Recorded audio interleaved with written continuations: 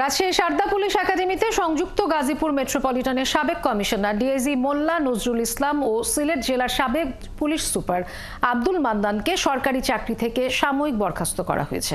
স্বরাষ্ট্র মন্ত্রণালয়ের জননিরাপত্তা বিভাগের পৃথক দুটি প্রজ্ঞাপনে এ তথ্য জানানো হয়। এদিকে মোল্লা নজরুল গ্রেপ্তারের পর থেকে গাজীপুরের ব্যবসায়ীরা অনেকটাই স্বস্তিতে। বিস্তারিত সাজিদ সরকারের প্রতিবেদনে। গাজীপুরের সাবেক পুলিশ কমিশনার মোল্লা নজরুল ইসলাম 2007 সালে গাইবান্ধা জেলায় অতিরিক্ত পুলিশ সুপার হিসেবে যোগদান করেন। এরপর 2012 সালে তাকে ঢাকা মহানগর গোয়েন্দা পুলিশের উপ পুলিশ কমিশনারের দায়িত্ব দেওয়া হয়। 2015 সালে তাকে পুলিশ সুপার হিসেবে জয়পুরহাট জেলার দায়িত্ব দিয়ে প্রেরণ করা হয়। 2016 সালে জয়পুরহাট মিশন শেষে মোল্লা নজরুলকে বিশেষ পুলিশ সুপার পদে অপরাধ তদন্ত বিভাগে নিয়ে আসা হয়। 2019 সালে অতিরিক্ত ডিআইজি পদে পদোন্নতি পাওয়ার পর তাকে দায়িত্ব দেওয়া হয় আরেক বিশেষায়িত ইউনিট নৌ পুলিশে। 2022 সালের 13 জুলাই তিনি গাজীপুর মেট্রোপলিটন পুলিশের কমিশনার হিসেবে যোগদান করেন।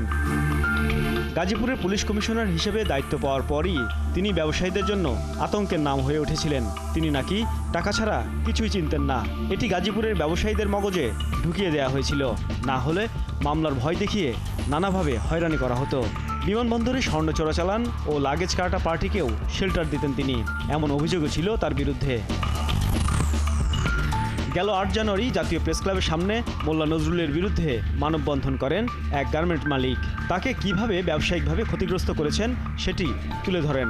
তিনি দাবি করেন ভয় দেখিয়ে তার কাছ থেকে 1 কোটি টাকা হাতিয়ে নিয়েছেন মোল্লা নজরুল।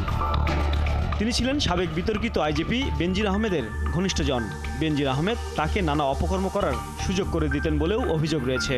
ক্রসফায়ার ও গুমের সাথেও জড়িত ছিলেন তিনি। এমনকি ঢাকা বিশ্ববিদ্যালয়ে পড়ার সময়ও তার বিরুদ্ধে প্রশ্ন ফাঁসের অভিযোগ আছে। সে সময় নজরুল SM হলে ছাত্রলীগের ক্যাডার হিসেবে পরিচিত ছিলেন।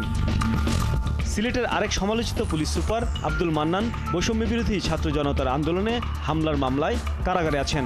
তাকেও বরখাস্ত করা হয় সোমবার। এর আগে আলোচিত 2 পুলিশ কর্মকর্তা বিপ্লব কুমার সরকার ও মেহেদী হাসানকেও সরকারি চাকরি থেকে বরখাস্ত করা হয়। সাজিদ সরকার, 71, ঢাকা।